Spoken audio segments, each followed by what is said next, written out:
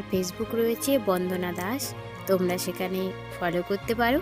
এছাড়া আমার Facebook page নুরির হার, যেখানে আমি আমার আঁকা ড্রয়িং দেখিয়ে থাকি এবং ইউটিউবে সমস্ত আপডেট ওখানেও দিয়ে থাকি, ফলো করো। রয়েছে আমার ইনস্টাগ্রাম বন্দনা 4548।